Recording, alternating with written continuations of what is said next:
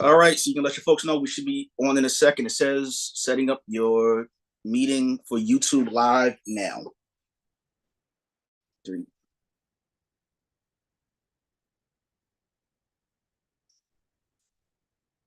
Okay, good. I think we are live now. Perfect.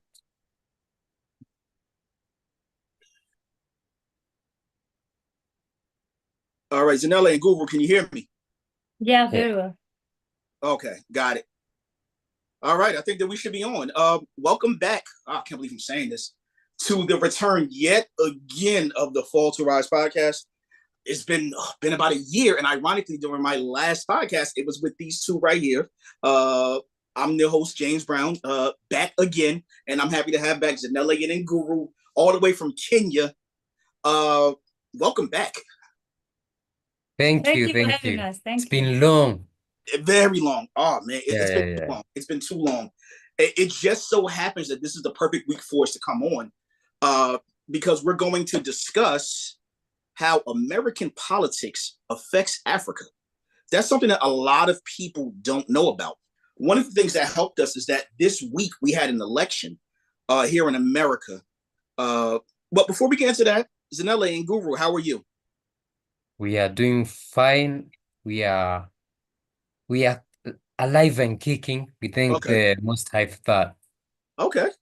Yeah. Okay. I think I'll say the same. We are good. We have just been doing God's work, what do you call it? Sensitizing Africans in the diaspora about matters that have to do with Africa. As you can see on our screen, we are from African Pass here on YouTube. So we Yes. just talk politics and just, inform people on what is happening in the continent and how global politics affects us as the African people.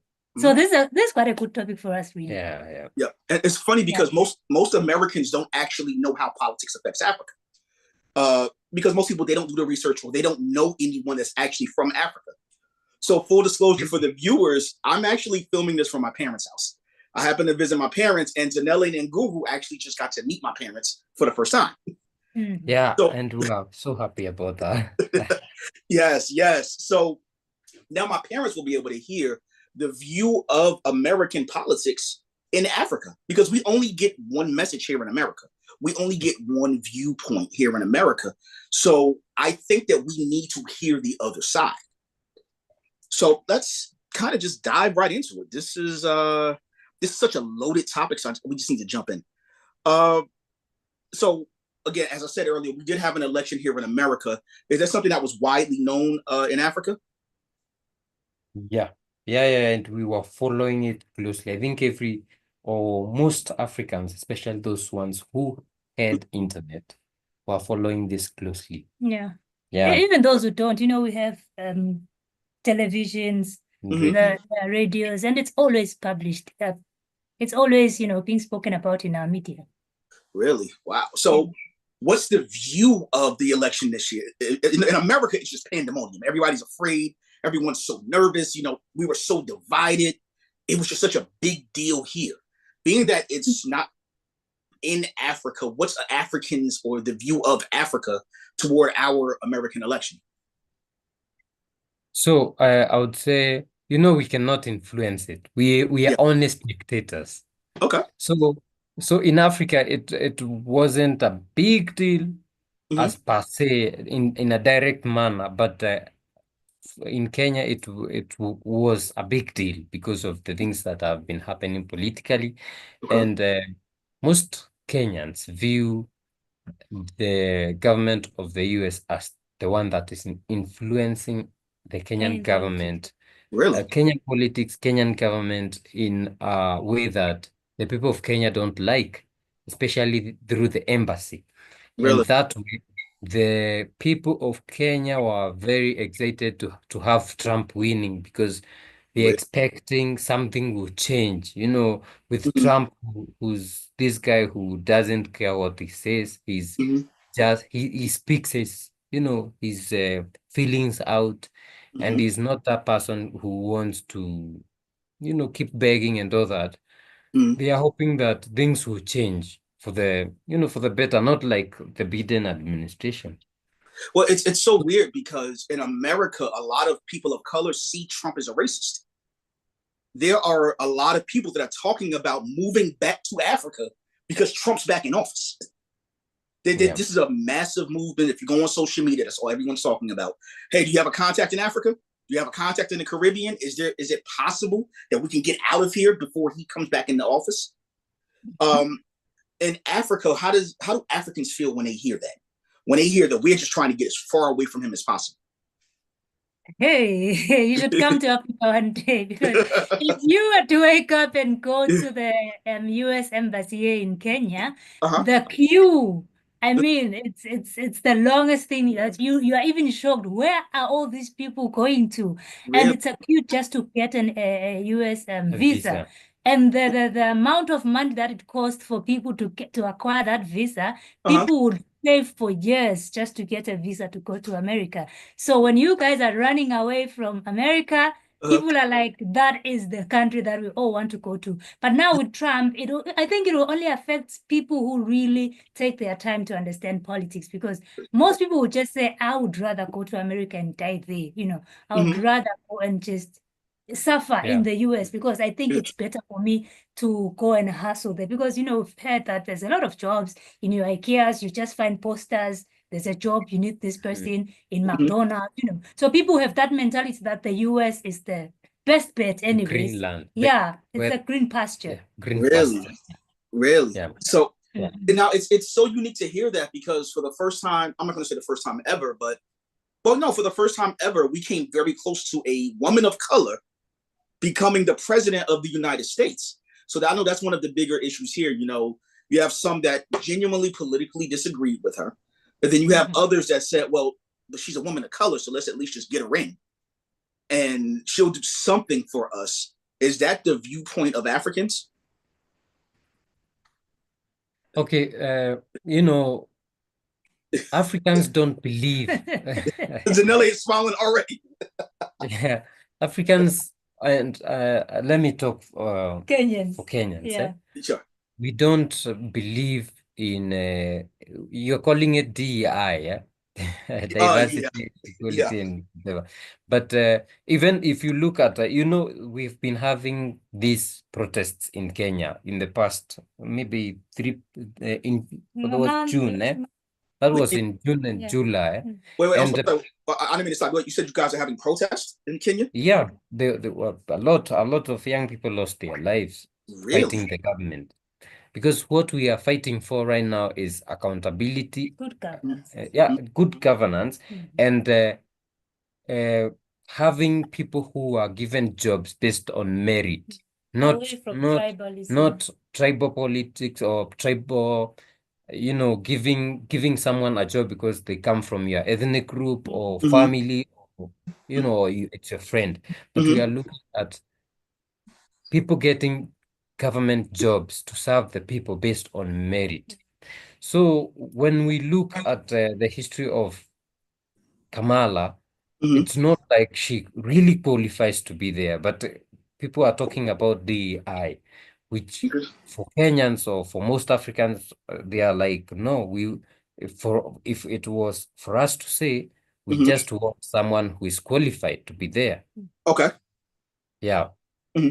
All right, but that's actually a great idea. Do you think that maybe it's different because you all have had African or Black presidents before? For us, this is new. For us, we've never, we've only had one Black president in America, and that's Barack Obama. We've never had a Black female president, so a lot of Black Americans, well, I'm not going to say not as many this time from what I saw rallied for Kamala Harris as much as they did for Barack Obama. But there were a lot that did, just to say, hey, we just need to get we have to get one of ours in there. We have to get a person of color in there, because we've never had a Black woman in office as president. No, I wouldn't say that, because, race for us is not a big problem. Okay. I think 90% of the time you'll have a Black president anyways. Maybe for female, male, then that could be something that would be surprising for people, or something that people maybe would, comment about. But in terms of race, it's not a problem. Now for Africa, the most thing that takes place in politics is tribalism, right? So for us, it's ethnicity. For us, it's more of tribalism. You are from my tribe. I'm going to elect you because I'm going to vote for you because, you know, you're coming from my tribe. So you'd find that people would say, you know, this tribe has never gotten into power. So we can vote for this person because of their tribe. Otherwise, male, female, not so much. Race, never a problem. But for tribes, it is something that has been a big part. It has been taking the biggest part in African politics. But right now, with the young people that we have, well, especially in Kenya and in some other African countries that have seen it, people are more concerned about who is this leader that we're putting into power? Is he or she capable of serving us? Just like as he said, you know, in Burkina Faso, Burkina Faso and Mali and Niger, they didn't get a chance to vote, but the guys that they have there are serving the people. So you can see the people don't even complain about it because these are men that are serving them. And that is all that we want right now. I think we're past female, male, black, white. Actually, even in race. Kenya, people are past the ethnic. Yeah. And we will see in the next 2 years, that is in 2027, because that's when Kenya will be having elections. People don't care as long as it's someone who qualifies and someone who's, you know, who has shown, you know, his love for the people and the want to serve. People don't care. That's all we want. So when it comes to like Kamala being the first person of color, people are like, even Obama was there, and most Africans blame Obama for messing up Africa. I want to dig into that a little bit later because I think that's going to be something that's very, very big. Because again, in America, President Obama was very, very popular, especially in the Black community. You can do no wrong. A part of the reason that Donald Trump is hated in the Black community is because of him because of making fun of President Obama's Kenyan ancestry and things getting a lot more racial in his campaign when Donald Trump got involved. So that's why, at least a lot of the Black Americans that I've spoken to, that's why they have an issue with Donald Trump. A lot of the ones that I have spoken with, they see him as a racist. Is that an issue in Africa? Do Africans see him as racist?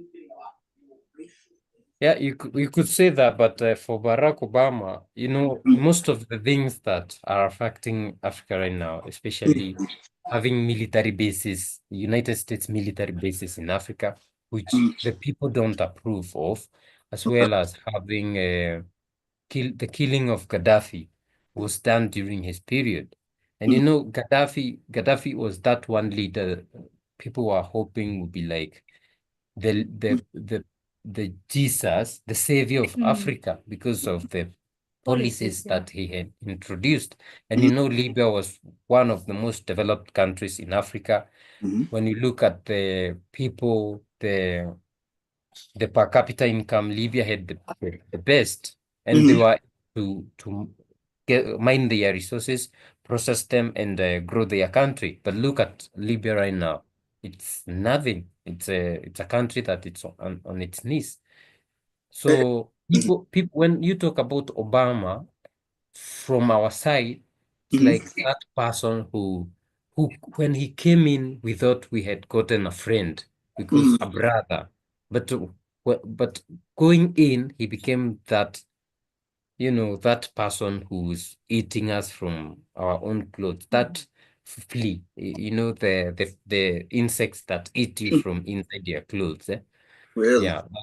So we would not say that she is our own. Kamala is our own because she shares some, you know, ancestry with us.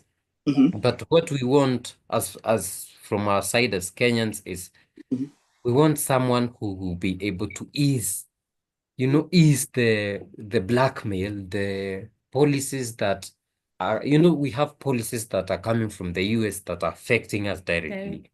Are you able to speak on them? Because again, this is information that the rest of the most Americans don't have. So, for example, when you mentioned that there was a protest, I knew nothing about that. That's not discussed in our news. When you talk about how our policies affect Kenya and how the Obama policies affected Kenya, how the belief is that the Kamala Harris policies would affect Kenya, and even how Joe Biden's policies affect Kenya. Can you explain what those policies are that have the negative effect on Kenya? Okay, they might not be as directly as but mostly will come from through the Bretton Woods institutions, because our president will get a loan through IMF, and the IMF will give guidelines. If we give you this amount of money, this is what you are going to do. For example, you are going to privatize these government institutions.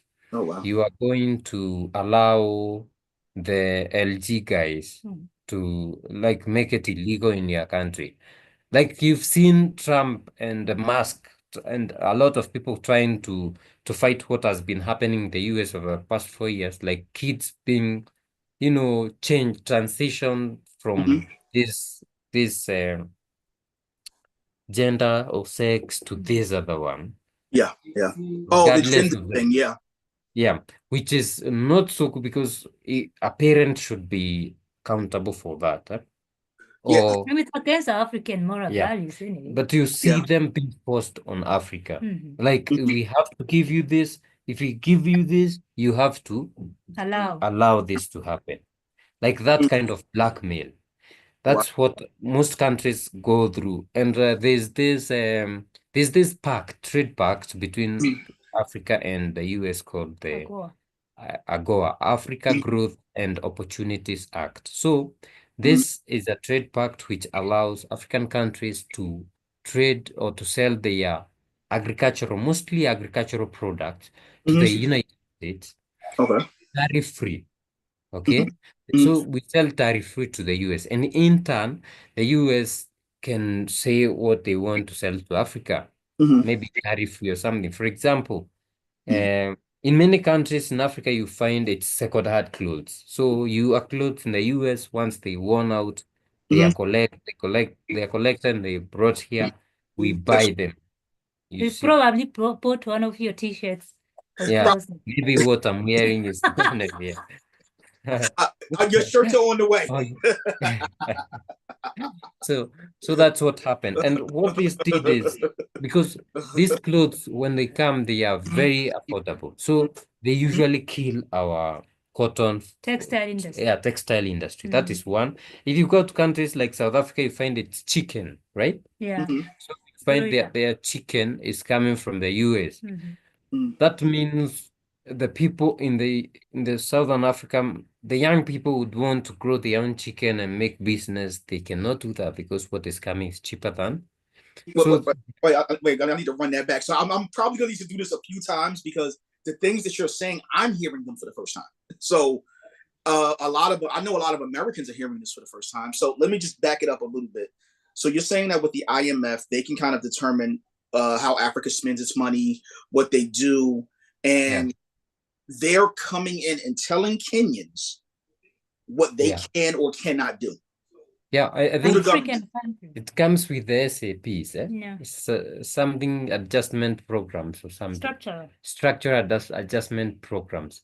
Wow. And we've even seen Ibrahim Traore talking about the history of Burkina Faso, in which they really messed the country, those SAPs. So you just don't get money with a high interest, which you are going to pay. You also get, guidelines on other things, like not just spend. No, you can spend your money, because mostly you say, I have a project which I'm putting, but on top of that, they'll tell you, you have to allow this to happen in your country. You have to privatize this and this and this and this. Sure. And you find like one of or some of those companies, government corporations, which were privatized some years ago, right now they are nothing. So privatization is not the goal, because I think there's been a lot of corruption. So the reason people are protesting, on top of having a lot of corruption, lack of accountability, bad leadership, there was the Finance Bill 2024. And these finance bills are like, they are just being introduced. And people are saying that these finance bills are usually, it's like they are just coming from the US. They are, recommended from the US, in which you get these high increased taxes. They increase a lot taxes, then they change a lot of things, and people are not amused. Well, here's something that I don't know if you know, but a lot of conservatives here in America are big fans of privatization. They're not really fans of state-run agencies. And, I'm not saying that Donald Trump is going to do this, but I do know that Donald Trump has said that he's not a fan of a lot of our government entities. Okay. So if you destroy a lot of the government entities, we would have no choice but to go private. Yeah, and I'm not saying that they are bad. The problem is once they are okay, privatizing is not bad, but the problem is once they are privatized, there is a lot of corruption that happens. I don't know, because we've seen a lot of entities that have died in Kenya over the years because of that. We've seen some that are not even working. Wow. So we prefer to do the Chinese way, in which you see a state entity that you can think it's a private entity, but it's a state entity that is running perfectly. Little or no corruption. Yeah, I think the problem with privatization for Africa is the corruption that goes into it. If you look at the tenders, if you're to really dig down and see which company, who owns this company, you'll find it's still the president who owns everything. The private companies are owned by the president, his family. Some are registered under, a cousin. So at the end of the day, the money goes into one person's pocket. So it doesn't make sense. But maybe for the US, you guys do the vetting. You see, it's not. I think there are processes that go into place even to determine who is good to be given this kind of tenders. But for us, you can't question these things. If there's a rail that is to be built, they'll just select their own country. The people will select their own company. The people won't even be told this is what is happening. Really? You just hear a certain company from India is doing this. When you dig down, the president has probably 50% shares in that company. So it really doesn't work for Africa. So while Donald Trump was in Africa while Donald Trump was president of the US the last time, did you feel that the regulations or the issues that they were having from America that were affecting Africa, were they as severe, or were they lessened the first time that Donald Trump was in office? I think things were better than I think things were better than during Biden's. Okay. Because it's like what the Democrats have, like what happens is once you vote in a new government, like Trump has his own priorities. He knows like in the next 4 years, this is what I want America to gain. Yeah. But Democrats had their own thing, and you have seen the world right now is like it's a battleground. Yeah. So it's like then Trump comes and says, I'm going to end all those wars. So he's going to sit them down. And I remember during Trump time, before he was voted out, that guy, I think he had kind of quelled down the war between Russia and the other side. So because when that war started, a lot of things went bad for Africa, because Africa has a lot of oil, for example. Yeah. But we sell crude. Like Nigeria have just launched the Dangote refinery.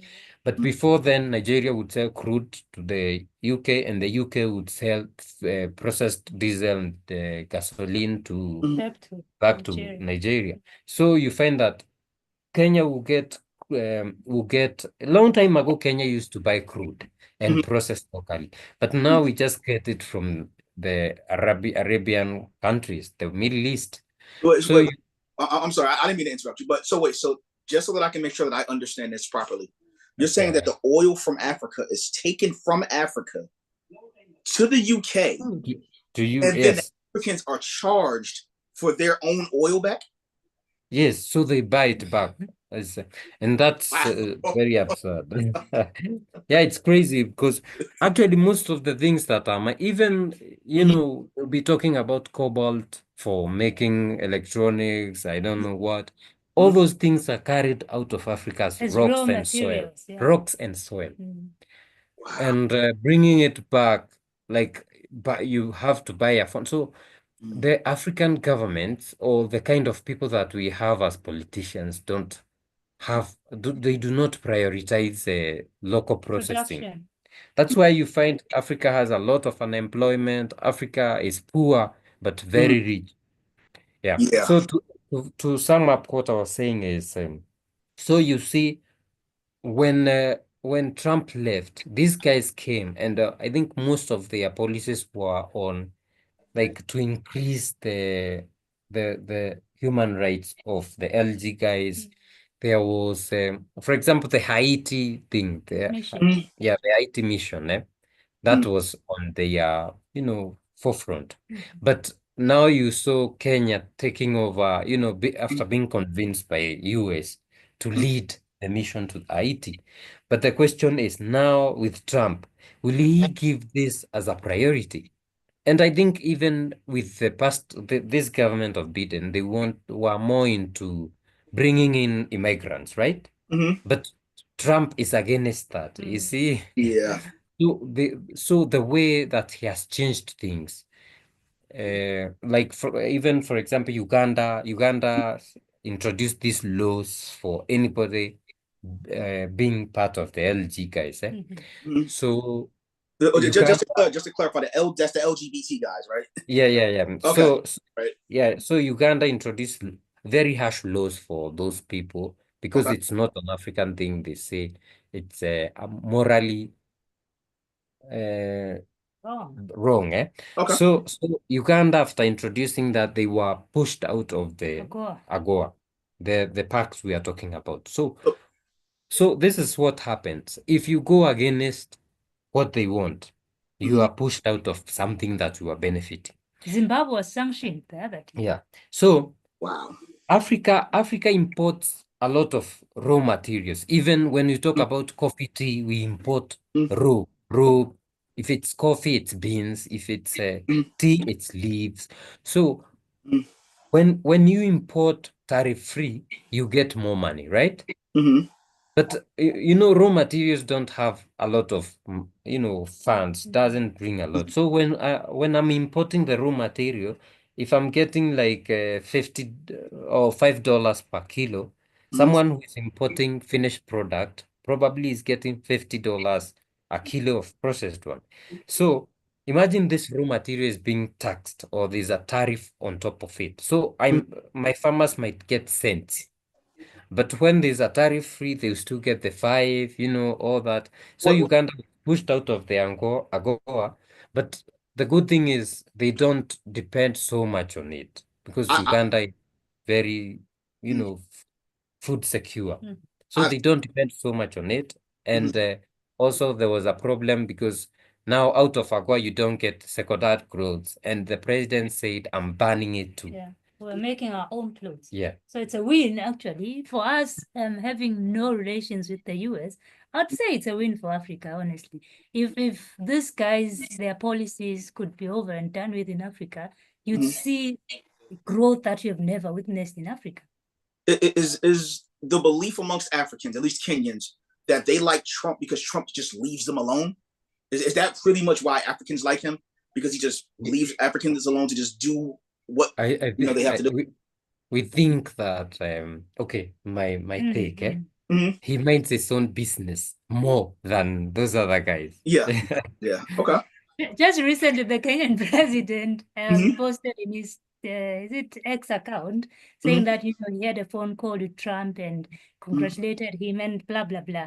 So everybody under the comment section was like, lies. There's no way Trump will even pick up a call from a Kenyan president, from an African president, and waste his time talking nonsense to African president. So you see the way that Africans have, the notion that they have towards this guy, that he doesn't care about Africa. So Do your thing, I'll do my thing, as long as Africa, America is put number one. I don't care what you guys do anyway. So Africans, Kenyans know that Trump doesn't care. So I think they also love him for that. Okay. That's just so, I'm sorry. I'm sorry. That's so different here because it's to the point where people are literally getting into fights in the street, over those that supported by Trump or Kamala Harris. When it was Trump versus Biden, same thing. People are getting into fights in the streets. People are getting shot at. People are getting buildings burned down, all because of this divide. Families are dividing because they're picking a side over this, because Donald Trump, no matter which side you vote, he's very polarizing. Because of the things that he sometimes says, you have to sit there and say, well, did he think that out? Did he really think about what he said or how people may have taken it before he said it? Yeah. He didn't. So, but the question is, if he says something about Black people, will he solve the problem that is happening in the neighborhoods and the things that are affecting all the Americans? Because we have the African Americans, European Americans, Asian Americans, and all that, Latino Americans. Will he solve those problems? That's the question. Now, here's something that we spoke about a little bit earlier. We spoke before about how Kamala was seen as not being qualified by a lot of Africans. She was seen as not qualified to be the president of the United States. As a former vice president and as a former vice president, a senator, and an attorney general, how do Africans see her as unqualified? I think for one, maybe I wouldn't have a straight answer, but for one, I think we've been seeing her, especially during her campaign, period, with Obama and Obama trying to push, for her to be in power. So with the experience, I think you had already explained it. With the experience that we have with Obama coming from Kenya, if you were to ask Kenyans what they feel about Obama right now, and, at some point they claimed him as their own, they wouldn't even want to relate themselves with him anyways. So with that, Obama's period in power as president, it was not as beneficial. It didn't make the Africans feel like, wow, this is the guy that is fit to lead America, and to, create that merge, bridge the gap between Africa and America. So whatever comes with him, I think just ruined everything. Then Kamala now comes with Obama. So I don't know. I would maybe look at it in that way, in that Obama was the one behind this lady who we still have some negative, feelings towards. Then let me warn you that we follow your gossip so much. So we are on X watching, her history. They say she was a call girl. She rose through the ranks through, that. Then there's also a thing that her own party did not vote for her, right? Yeah, those are allegations, yeah. Like she never won to be the vice. They had elected someone else. So well, okay, let me just clarify that one thing. I don't know if maybe it's a little bit different in Africa. And I know that this is how we used to do it here in America. Back the way that it used to be is you had to vote for president and vice president. Here, you vote for the president, and the president picks their vice president. So she did run against Joe Biden, and Biden beat her. But she was number 2 in the Bidens, I'm pretty sure you all know.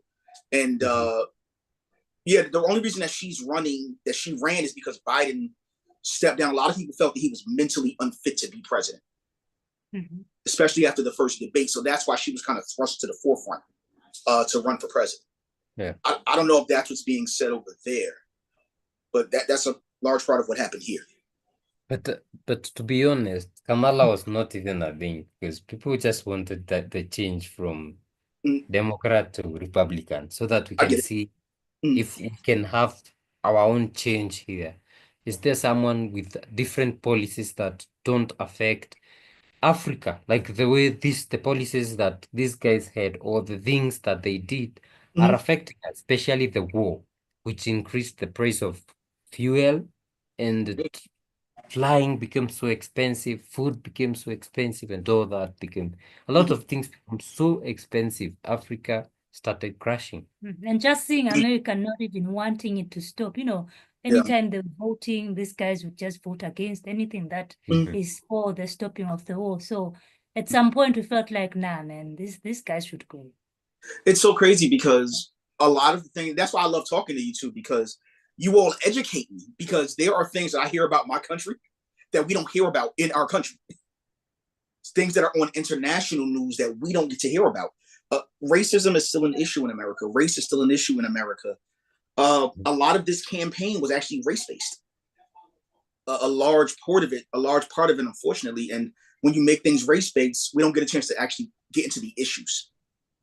And that's so unfortunate, because at the end of the day, you know where Donald Trump stands. You don't really know where Kamala Harris stood. And I think that, unfortunately, that got lost in the conversation in race. And it's unfortunate, no matter who you vote for, that we never got a chance to have that conversation. But again, I understand why Africans would feel the way that they do now that you've explained it, because you all don't have the luxury of just being happy with just having someone that looks like you being in office. Yeah. You all don't have that luxury. So when you're telling me about, the fact that countries can come in, take your resources and go to another country and then charge you to get them back. That's theft in America. That's not legal here. You see, it's like, prime example, I don't know if this is the case, but for example, food. Are there people that live in areas that are close to farms, or farmers themselves, that because of this policy are struggling to eat or pay bills? This is the time that they are introducing these policies. For example, you find, in Africa, most of us are small-scale farmers. Yeah, almost. So telling someone that they have to pay to get a license for what his ancestors and his parents have been doing, you need a $500 ticket to start growing this crop, or to keep these animals that you've been keeping. Imagine you are a Maasai and your blood is all keeping animals, livestock.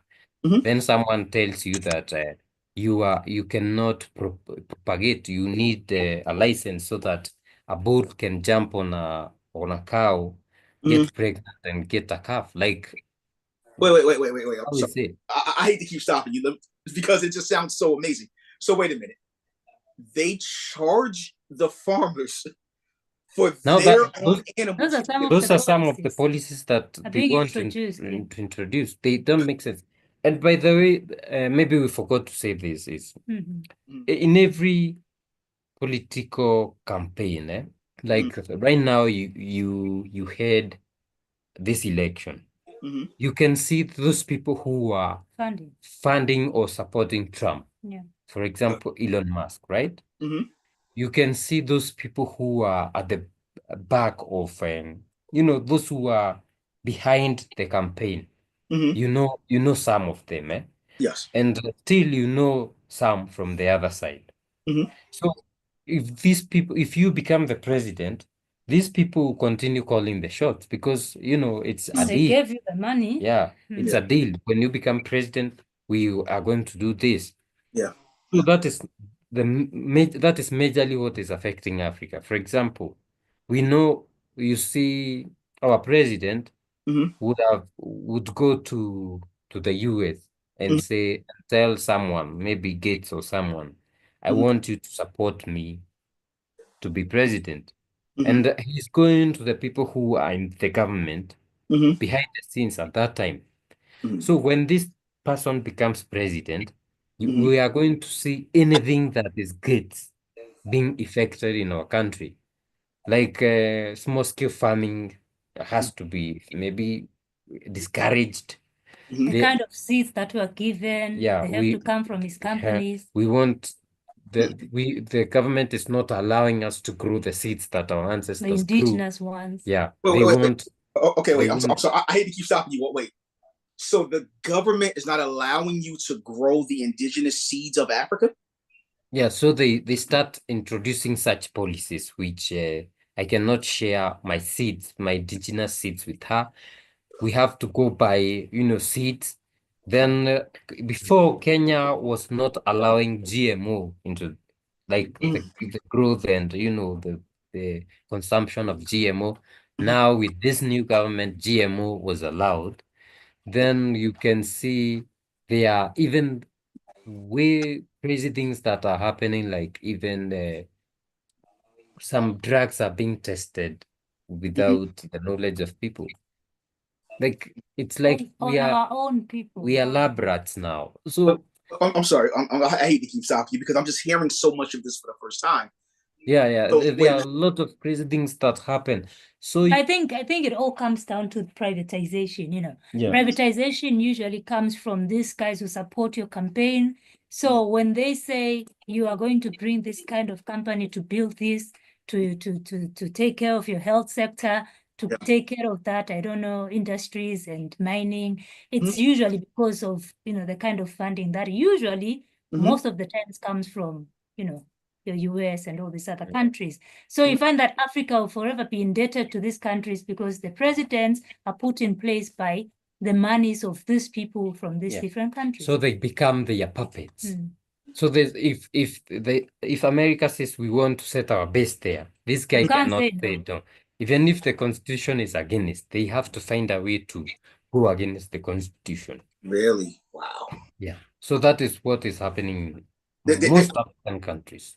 There's so much just to unpack. I mean, so just the whole thing when you saying that they're using the people as lab rats, like are they just encouraging people to go to hospitals to take needles? Are they injecting things into the foods?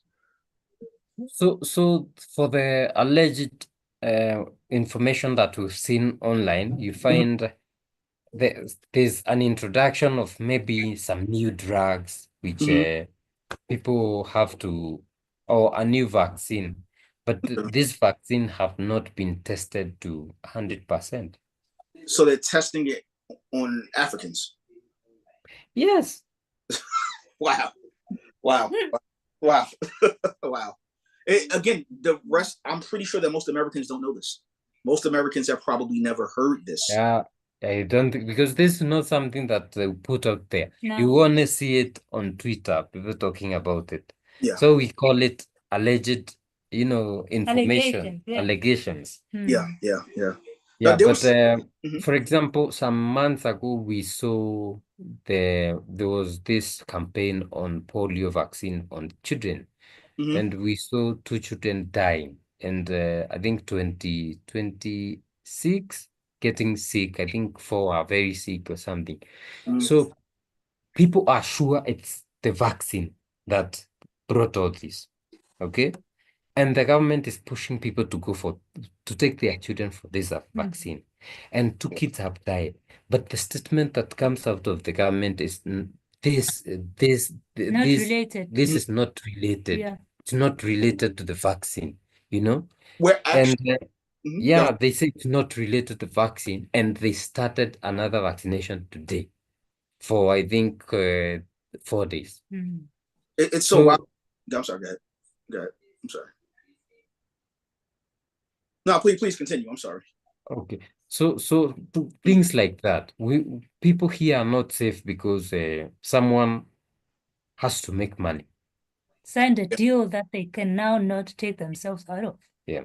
It's so wild because when you talk, and I didn't mean to cut you off, when you talk about the vaccines, one of the biggest things here is that people are saying that the COVID vaccine causes heart problems.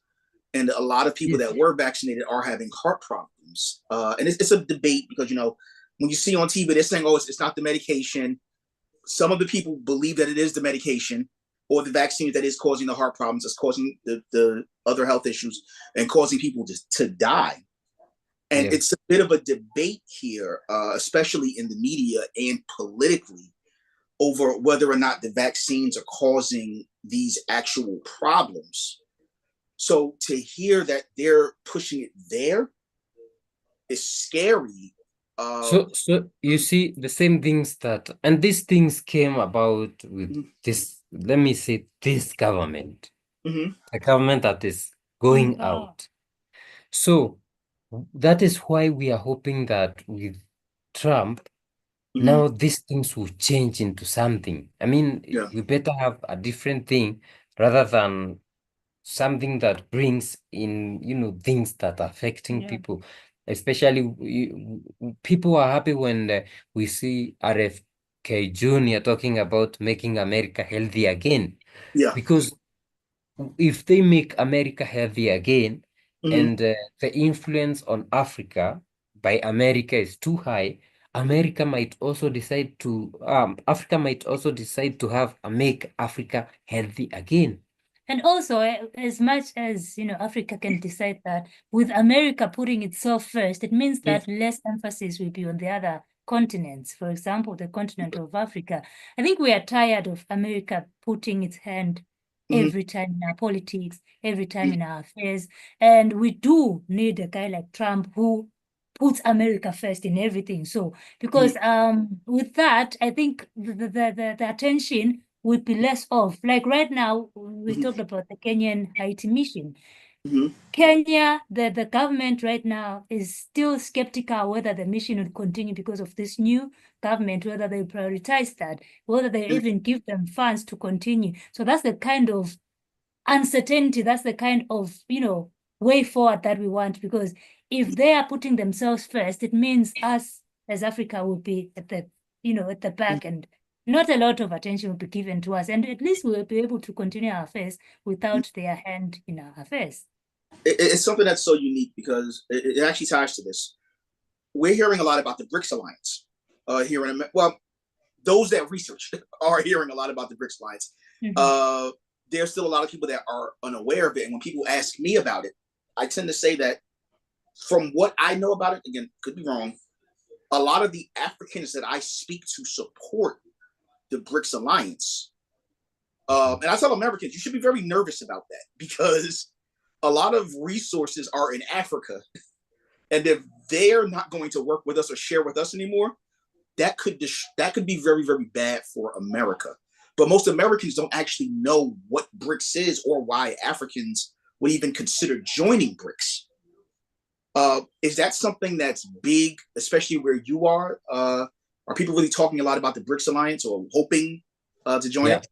Yeah, actually, every African country is hoping on having their president, request to join for it.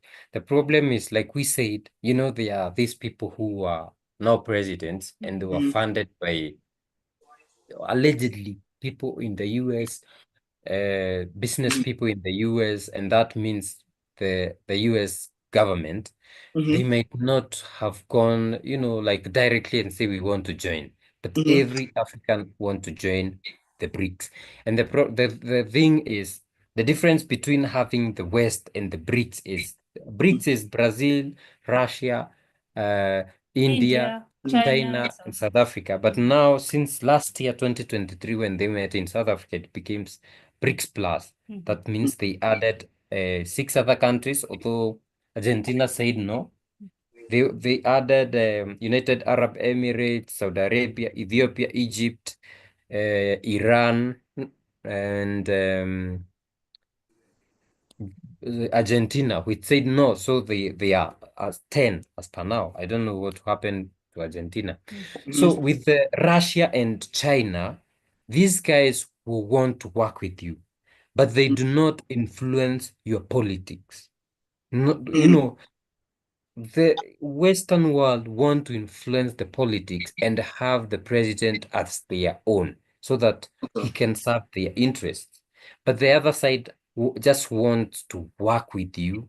If there's something you want to sell to them, you sell them. Like, for example, China. China's been in Africa since, I think, 2000.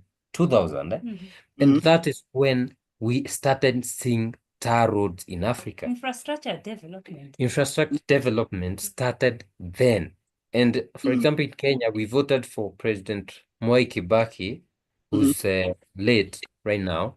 And President Mwai Kibaki found a country that had been messed by the West and the Bretton Woods institutions. A country that was nothing.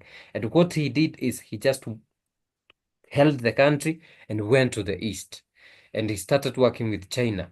And in the next 5 years, Kenya became this very developed country. So they come with this, they call it win-win partnership, in which they win, we win. That's what happens. So if you come to Africa, if you go to Kenya, if you go to Ethiopia, if you go to Tanzania, you see most of the infrastructure is constructed by China. The problem is, after some time, they started having some crazy corrupt deals with our leaders who are not straight. For example, when President late Magufuli of Tanzania came into power, he found that his predecessor, some other president, had signed a contract with China in which they were to construct the Bagamoyo port, and the Chinese were to run the port for how many years? 99 years or 30 years. I'm not very sure. But he said that the person who had signed that contract, according to what he saw, had a crazy mind. So he canceled the contract. So you see some crazy deals like that. Even in Kenya, we have the new rail was supposed to be like very, very cheap, but it became a very expensive project because of corruption. Now with that, but if Africa could have good leaders who are related with the BRICS, like say the AES countries of Burkina Faso, Niger, and Mali, relating perfectly with the BRICS countries, growth will be immense. So do you believe that countries like Mali, for those that don't know, Mali has declared its independence. Burkina Faso has declared its independence from foreign powers. So since now they are free. They have independence. Well, yeah, a lot of them are declaring independence and kicking Western forces out. I know that a lot of them they're considering developing their own currency, taking back control of their resources. If this happens, I know that's something that was being discussed by Gaddafi, was an African Union. Do you believe that Africans joining BRICS could be the precursor to the restart of an African Union? I don't think so hard. I think Africans joining BRICS is something that will influence growth in Africa. And not okay, we can talk about independence, which we don't have, but growth it will influence growth in Africa, meaning that, and with growth, say like more people become educated, they now start understanding the global politics. Sure. And they will have people now who are able to say, no, we are not going to do that again. We are not going to export our raw materials, but we will call China or Russia or Iran to come and help us create this refinery. Like it's happening in those 3 countries. You find Russia is now coming to help Burkina Faso build gold refineries, or to help these 3 countries build nuclear power plants, or to help these countries, even process more minerals, more resources. Like Niger is constructing a new processing, like oil refinery. So it increases the employment rates in the country, and also more money comes in. And for example, more skills. Yeah, and more skills. And you see these guys are sending their people to the developed countries, Russia, China, to study, then come back and uptake this, because it's like a skills transfer, right? But if you look at Niger, for example, Niger is one of the biggest producer of the mineral that they use in nuclear. What is it? Uranium. Uranium. And because it's under French up until last year, these guys used to sell 1 kilogram of uranium for 0.8 euros. But in the world market, it's over 200 euros.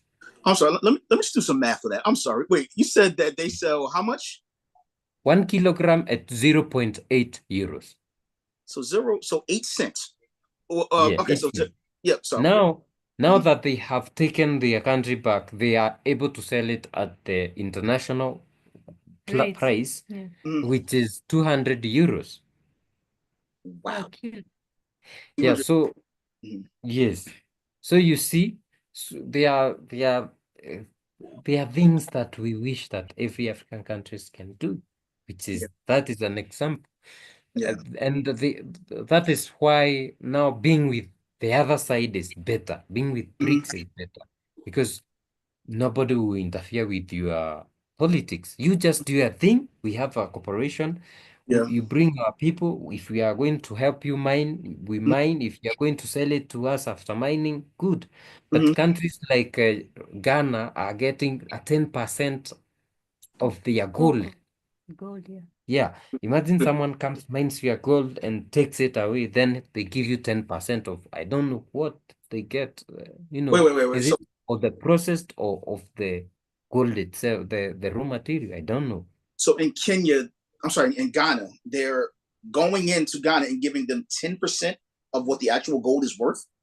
So that means that these farmers of what? So they mine, they carry the resources, and these guys get 10%. What I'm not sure is it 10% of the processed gold, or it's 10% of the raw, soils and rocks? So who gets the 10%? Is it the people, the Ghanaian people? Ghana. So Ghana, but who gets the 90? Who gets the 90%? The other guys, the people who are mining. Who exploited it. So it's being wow. So it's being so literally just from the way that you are to describe it, it literally sounds like Africa is being robbed in front of everyone's eyes, and no one is doing anything about it, and it's just become the norm to just steal. And it just sounds crazy to me, just the concept that someone can come into your land or your country that is yours, that your ancestors built, take your resources from you that you grew, you mined, your ancestors helped to build, and then charge you to get them back. That's the part. I know that I've mentioned it several times. It just sounds crazy to me. Yeah. That's the reason we're celebrating the three brothers from the AES, because this guy said no to this. And I want to get your question very well when you're asking about African Union and BRICS. Yeah. What is it that you're asking again, so that I can maybe connect my thoughts? Sure. So one of the things that I heard about the African Union, that they were considering uniting all of Africa. The countries, they still have their own countries, but it would be a cooperation and a partnership amongst the countries, as well as one African currency. That is one thing that I did hear was going to come from the African Union. So if BRICS is, in essence, kind of giving Africa a lot more independence and resources, do you see an alliance with BRICS turning into what the original plan for the African Union was supposed to be? No, I don't think so. I don't think so, because, Africa, as we have been saying, it's only the three countries that are fully independent. The rest of us are just being led by people who are being led elsewhere. So even BRICS, bringing in these other countries into their block of group, I don't think it make much of a difference in terms of African unity and and what African Union aimed to bring for Africa. Because when you look at Nigeria and Uganda, just recently were made partner states for BRICS.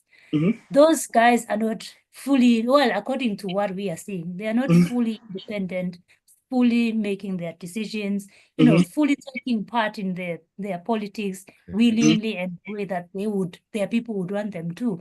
So even if they were to join BRICS, there's still those underlying masters behind them who say, you can't do this, you can't do that. And it's just shocking for me, because from Nigeria, Tinubu is one of the very worst leaders that Africa has ever gotten. Well, Nigeria. Yeah, Nigeria's President Tinubu. And him being made partner state for BRICS, I wish Nigeria could have a straight leader and then maybe join BRICS, because with that we would anticipate some change. We would anticipate some, if it comes to their minerals, they want to take control, to take charge of the pricing, of the rates in which they're going to sell. But right now, even if they were to join whichever global group that is pro-development, with the president or leader that is not pushing the country towards that direction, I think it's just membership, just for status. Like I said, BRICS does not interfere with the political affairs, yeah. Yeah. So maybe they want, Nigeria has a population of over 230 million. So maybe they want this population. It can be a market, it can be labor, it can be. So it's up to the leaders of that country to know how are we going to benefit from being in BRICS.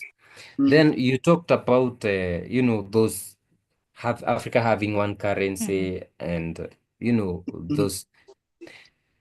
those were the policies of Gaddafi.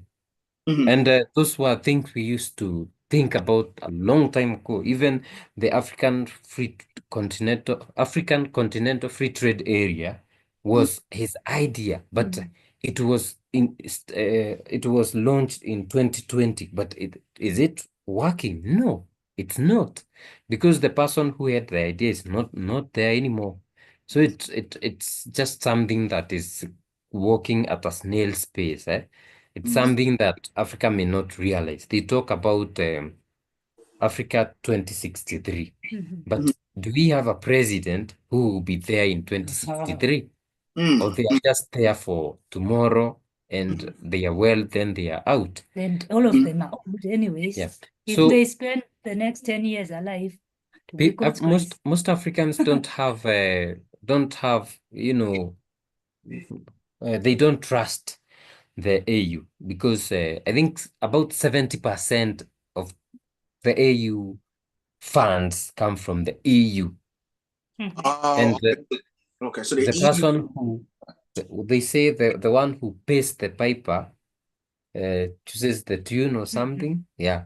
So if this something is being funded like 70% by EU, then maybe UN funds something. So if Africa is funding like even 10 or 5%, they have no say. It's not their thing.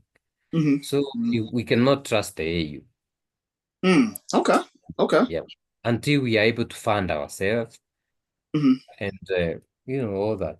Then I would recommend anybody who's watching this video to look into the problems of Congo, the world's richest country, but one of the most poorest. And it's all this, it's happening because of their minerals, their natural resources. Yes.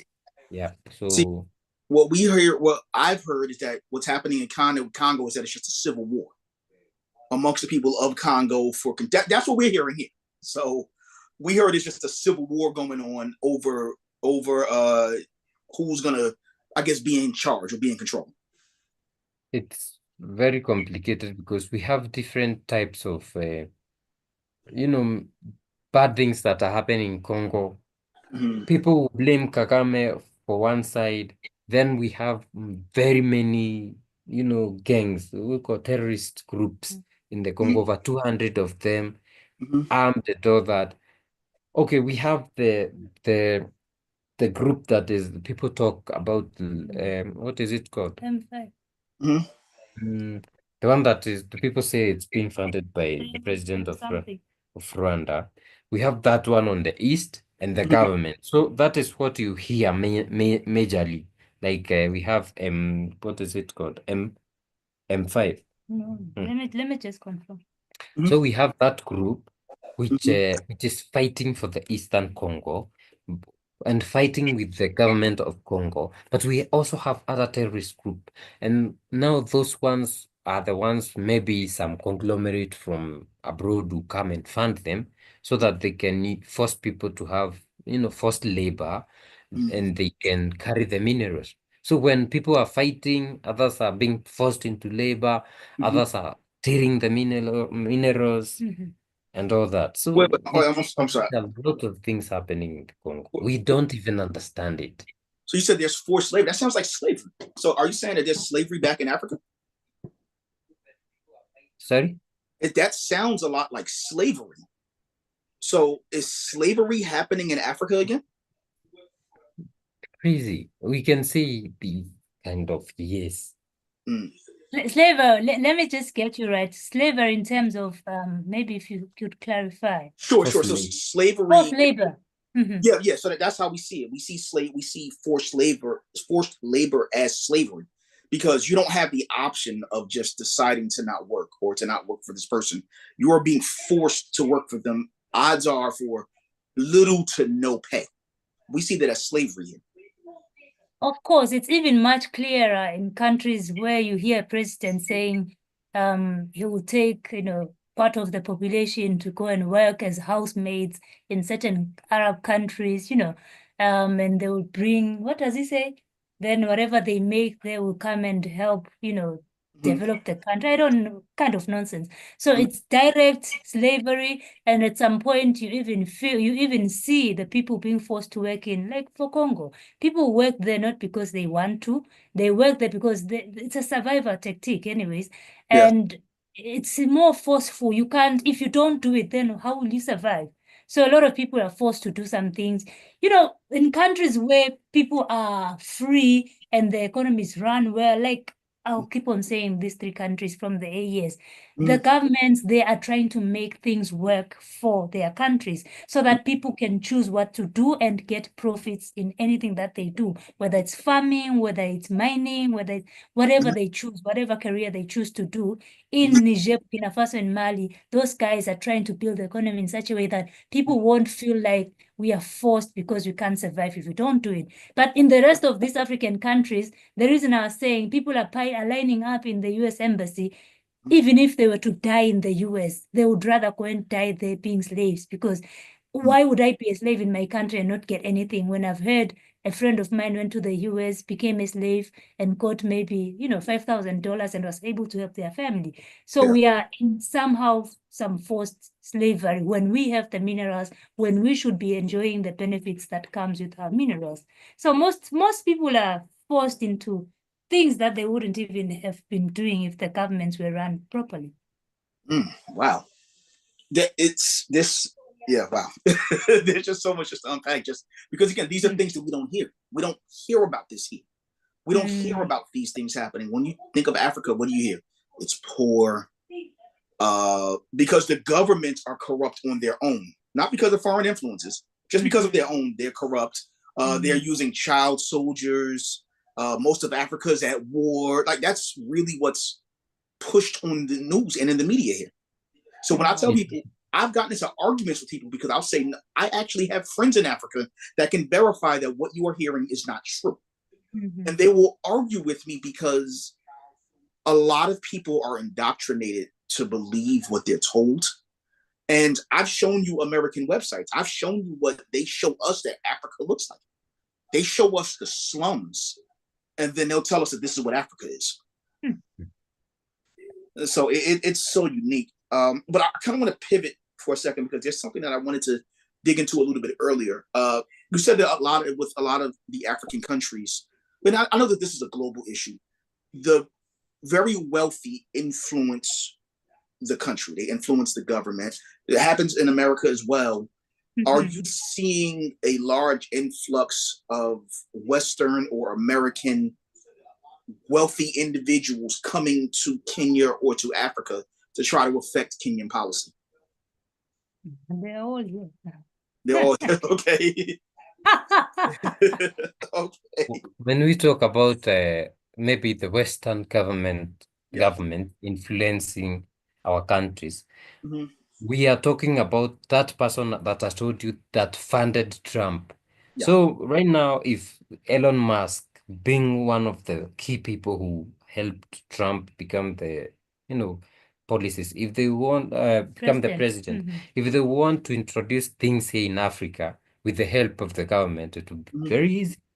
That's what we are talking about. So those guys are here, and I think they are making money out of it. All of them are here. When it comes to our health, the kind of, the medicines that we get, everything comes from them.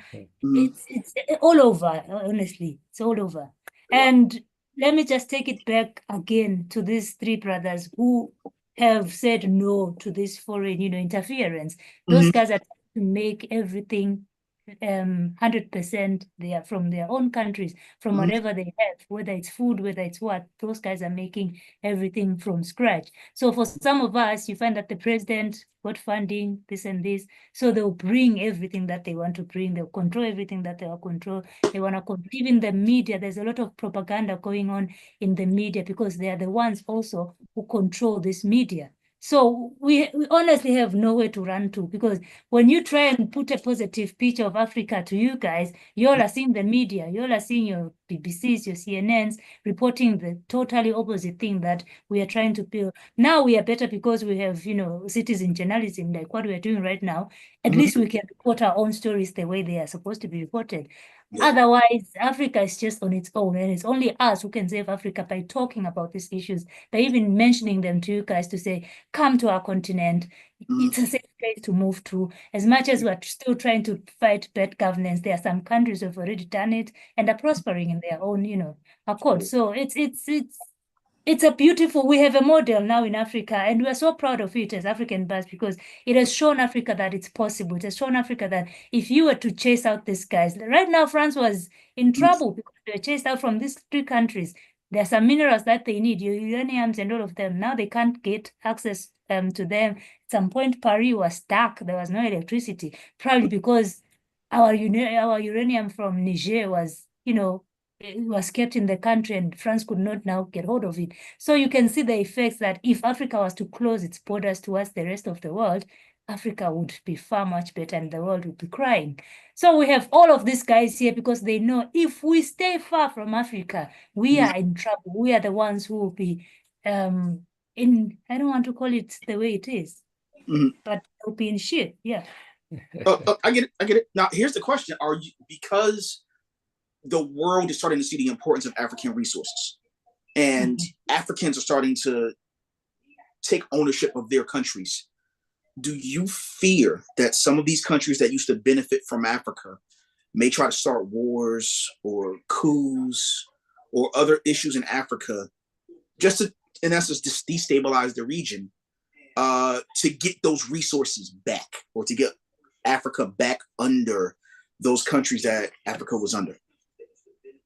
I think the best right now, because people have really woken up, the best way to do this is usually to fund someone to become the president, because you are now guaranteed for that for the next 5 years, this person, or for the next 7 or whatever years, this person belongs the country. Now we can do anything, this person will be serving us.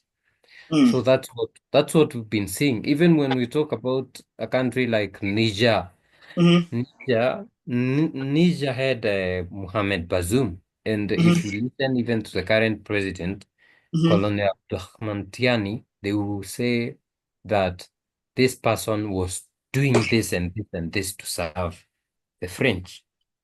This person was, even you find that in their ministry, there's a someone sent from France to be like the person who's watching what is happening in that ministry. If it's Ministry of Mining, they are there. So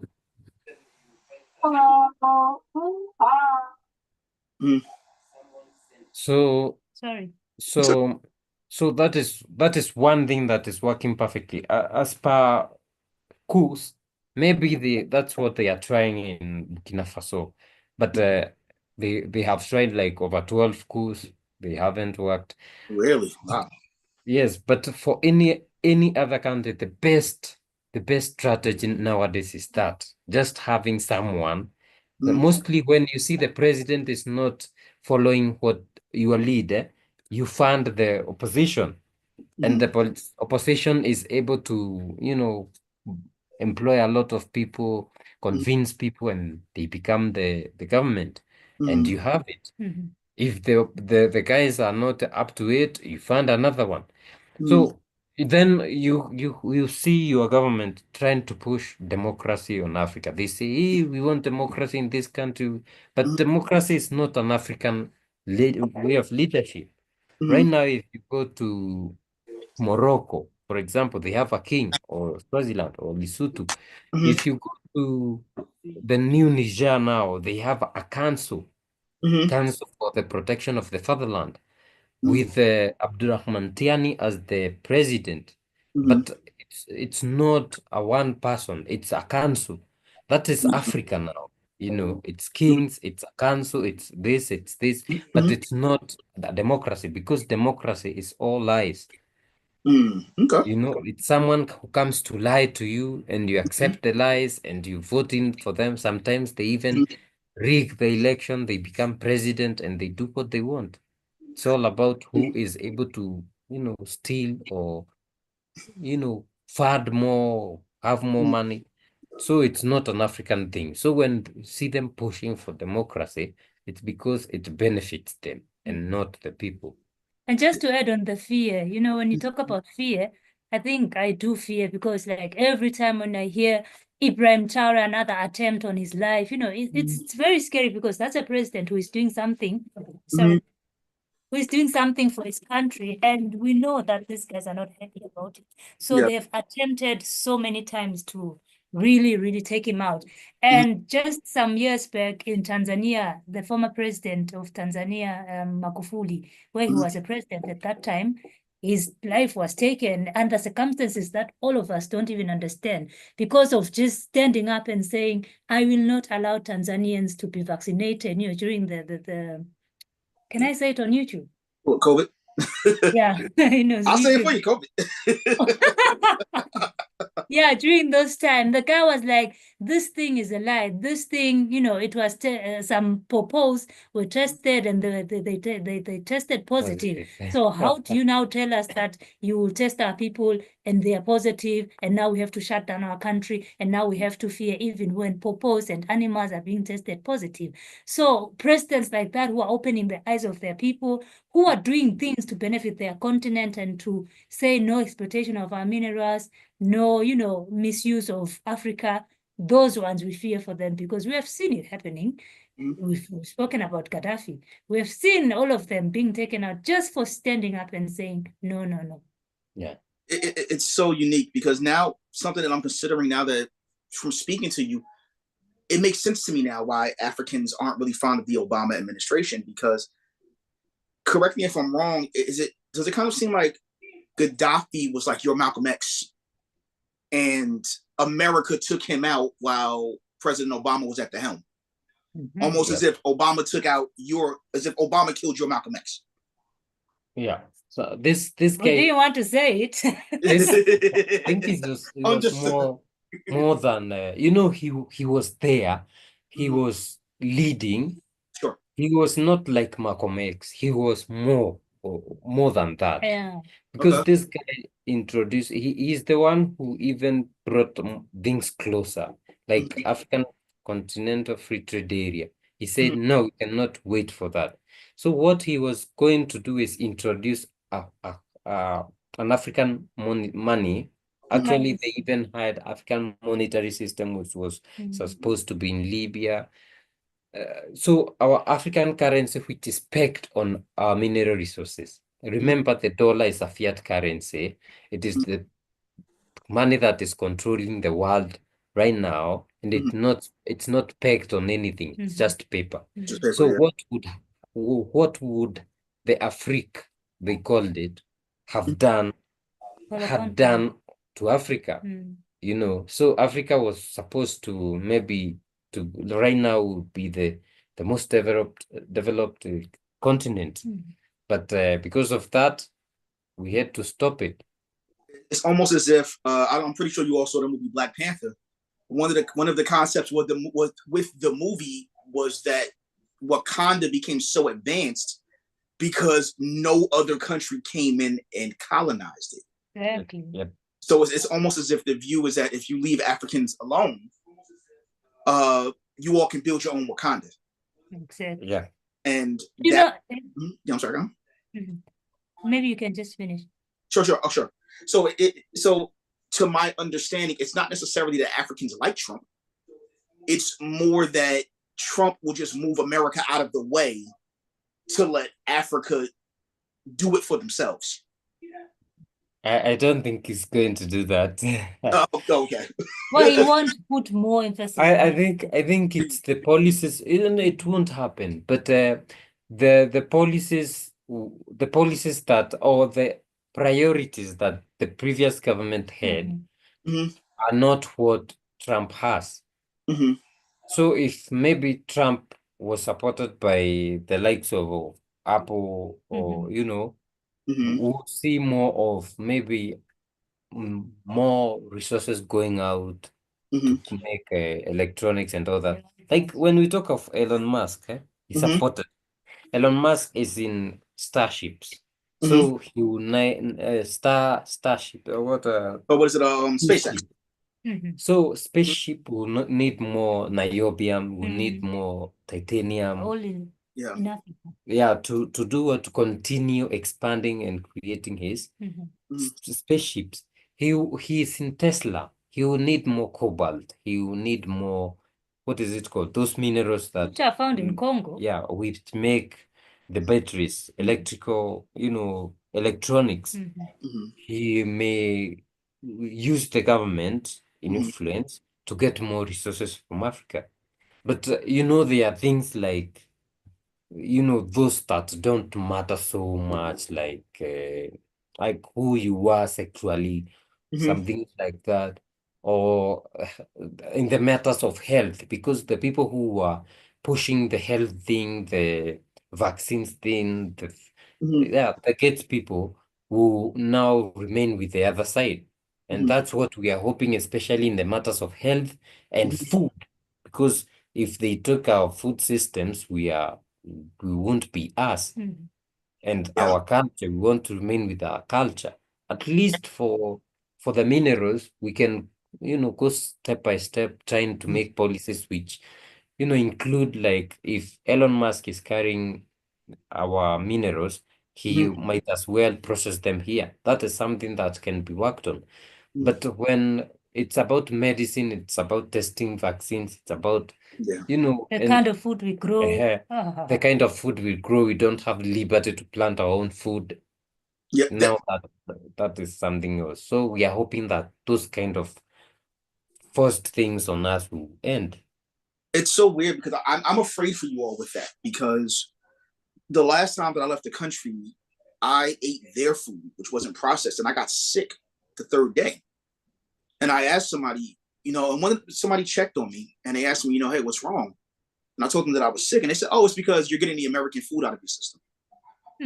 And I asked them what they were talking about, and they were saying that American food has so many chemicals and is so processed that most of us don't even know how sick we really are until we leave the country and try foods that don't have the chemicals. Because the one thing that I can say is the fruits and vegetables in a lot of the other countries don't taste the same as American fruits and vegetables.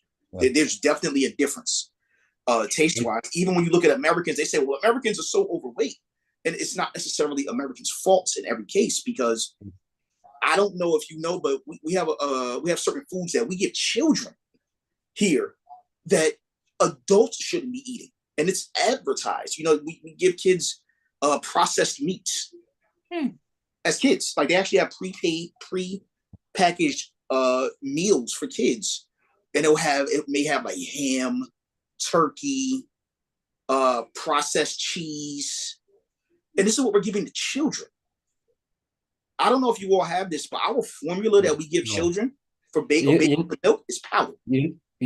Like right now, it's our rainy season has just started. So if you go to any farm, you find like 100 different types of weeds that are germinating, and 50% of those weeds are vegetables, which we eat. So nobody cares about will they grow or will they need chemicals to grow on, because nobody cares about the chemicals. If you go there, you find bananas. So if it's kids, you want to give a kid something to eat, you have the vegetables just growing by themselves. You have the bananas, you have plantain, you have yams, you have arrowroot. If it's protein, you find you have indigenous chickens. They are just roaming around eating grass and all that. Then they lay your eggs. and you feed the kids with eggs, no chemicals, nothing. Mhm. So that is the life that we are living here in Africa. Yeah, well, in Kenya, actually in South Africa, I think it's more of what you guys are going through for South Africa or most Southern African countries, because their processed food it's something that is taken or seen as class. It's for people who can afford it, the middle class, upper middle class. But in Kenya, people understand the implications that processed foods have to people's health. So they're very cautious. Even in supermarkets, you will find supermarkets that is Carrefour a French supermarket?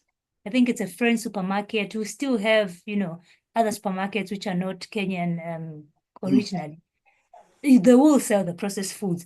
But when you look at the population, they won't even go past through those shelves because they know that if I want my vegetables, there's no way I'm buying them in the supermarket. I'll go to the market and get fresh produce, something that has just been gotten from the farm today. It hasn't even slept on the shelf. So Kenyans understand that. But for Southern Africa, you will find your packaged vegetables, your processed, even for kids, you have something called purity. It's some puree that is processed, not very good, but most kids down there eat that. And a lot of things really. So even when I'm comparing Kenya and Southern Africa, there's a huge difference. South Africa is more to you guys, your guys' lifestyle than what Kenya is trying to still do, preserving their natural organic foods. It's so weird because even with buying fruits and vegetables, let's just say at night, if I wanted to get something to eat, it's almost impossible for me to find fruits, vegetables, smoothies, but I can find McDonald's. I can find fast foods everywhere. Wow. And I do know from speaking to people in other countries, one of their biggest fears of America coming in is the influx of these fast foods and unhealthy foods. For us here, if we want fruits that are organic or don't have chemicals in it, we have to pay extra for them. And are you sure they don't have the chemicals? Well, that's the thing. There's no proof. It's just branding, So and more cash. So technically, if it's organic, it's not supposed to have chemicals in it. But I don't believe that there's a check and balance to verify that there's no chemicals. So you just have to trust that there's no chemicals there. Again, that's an issue that I know that we're having here. Health is a major, major issue here. That's why a lot of people here are on medications.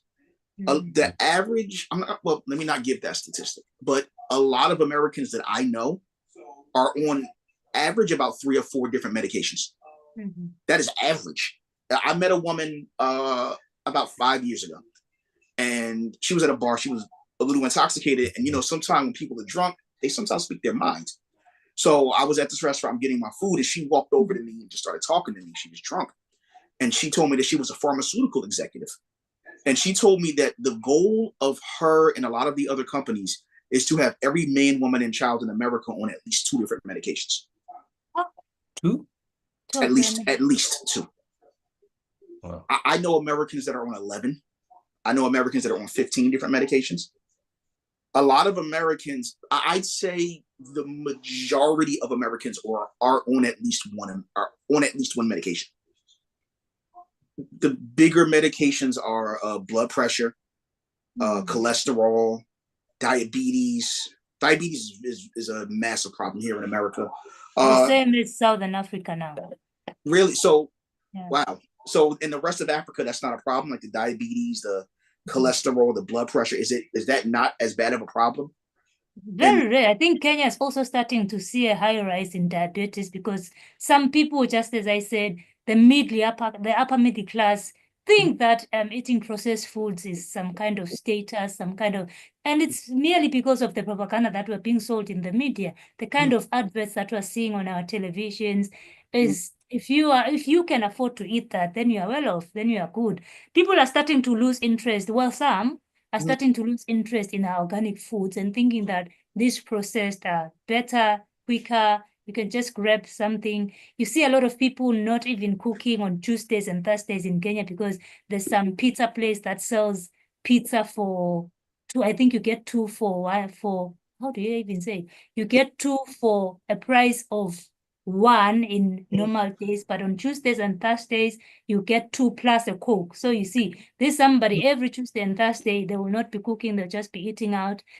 people are starting your KFCs. These are shops and these are things that are starting to become fashionable for the upper middle class, which think that, and the same people that still line up to go, still line up in the American embassy to look for visas to go to the US. It's the same people that have that mentality. So you still do have those people being affected by diabetes because of their kind of mentality and them trusting that the US has, what's right for us. Even when they bring these vaccines, you hear somebody say, it's just a polio vaccine. I think it's good for my child. They don't question these things. Why are we being bombarded with these vaccines? Why are we being given these things for free? Why is it that every time there's this thing coming up, right now I'm seeing a lot of cases of chicken mpox. Oh, yeah. Vaccines are already being created and being brought to our countries. So there are those questions that we need to be asking ourselves as Africans, but some people would rather not ask and just be gullible. And you find them suffering the consequences of being stupid, if I may call it. It's so wild because in America, you can't even go to school in a lot of cases if you're not vaccinated.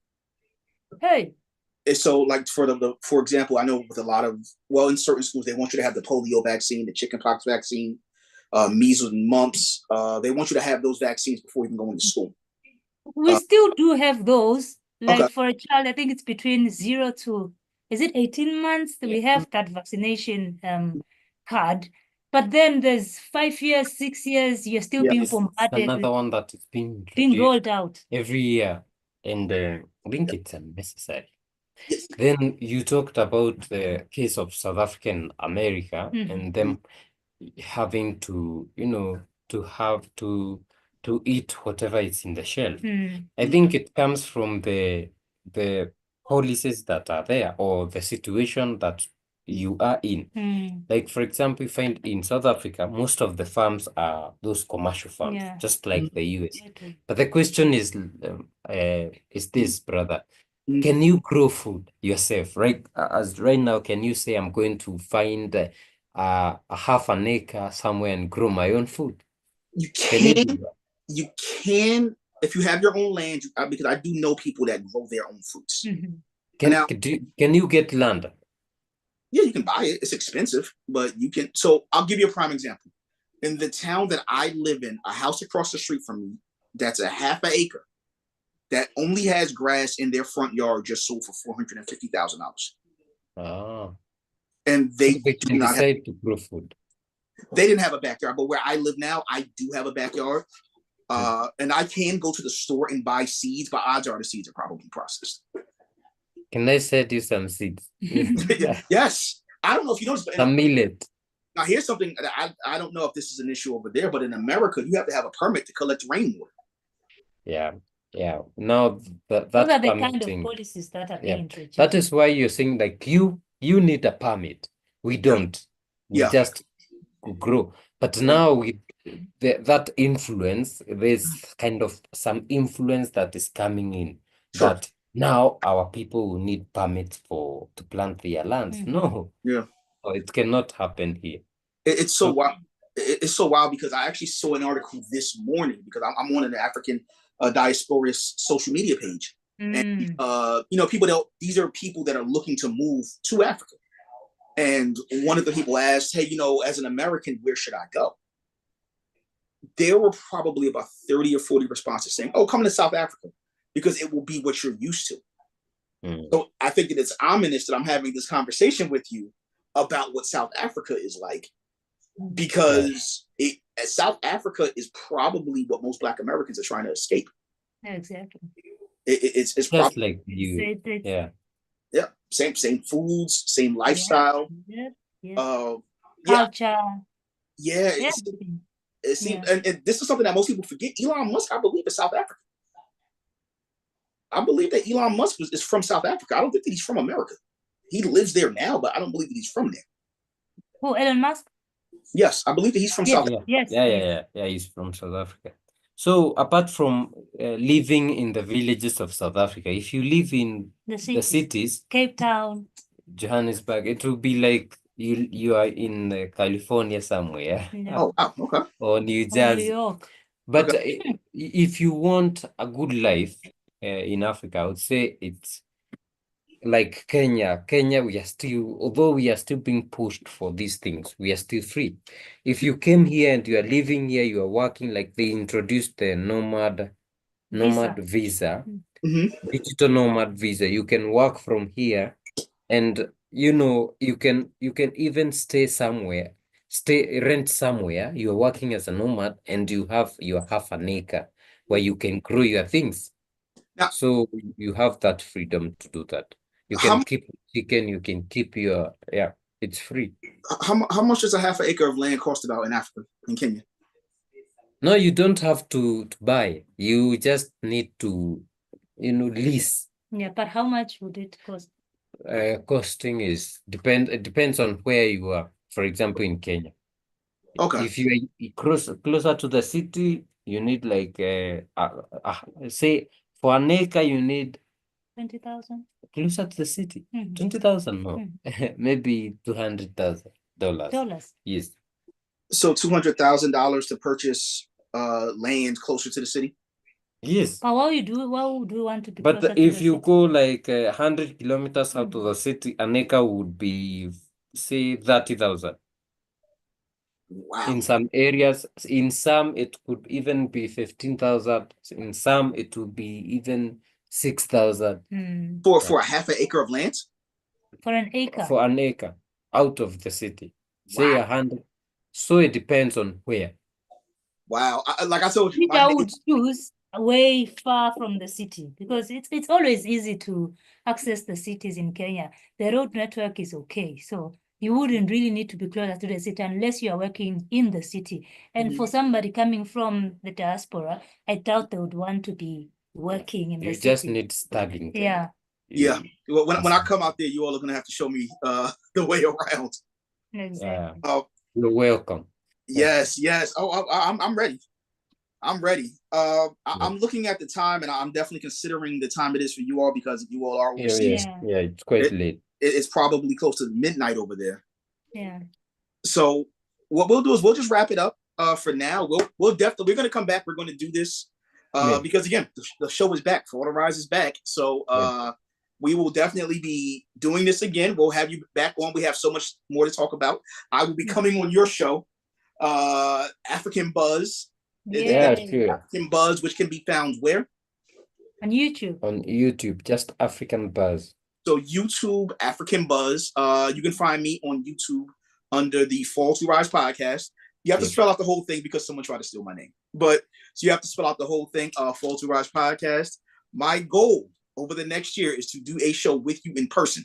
I'm going to go to Africa. On Motherland. I'm going to kidnap my parents. I'm going to bring them with me too. Wow. We'll be here. Wow. But once again, Zanele and Guru, thank you again for what you do, for just getting this message out, because again, there's a lot of Black Americans, or just Americans in general, that don't get to hear this, and they need to. So once again, thank you again for doing that. And for those that want information, because I won't lie, I follow you all so that I can hear about what's happening in Mali and Burkina Faso, because we don't hear it here. So for those that want that information, please like, follow, and subscribe to African Buzz. You can also find me on the Fall to Rise podcast on YouTube. So, all right. I think that's it for me today. I'm going to let you two go get you some sleep. But thank you again for coming on. Thank you for having us. And thanks everybody for checking in. We see y'all. Actually, we're going to take next week off. See y'all in 2 weeks. This year, actually, are going to have a couple of celebrities on. So you'll get all the details. Please like and subscribe to the Fall to Rise podcast. Facebook, Instagram, YouTube. I mean, I might dig up a MySpace at this point. But like and subscribe. We will definitely be sharing the information. But once again, to you two, as always, thanks again. Awesome. Thank you so much, brother. And guys, welcome to our channel. And let's grow Fall to Rise podcast. I think we need to see you at least at over 1,000 subscribers. Okay. In the next, let's give you a timeline. In the next 2 months, let's push this, brother. We need to push. We need to be here with a lot of following.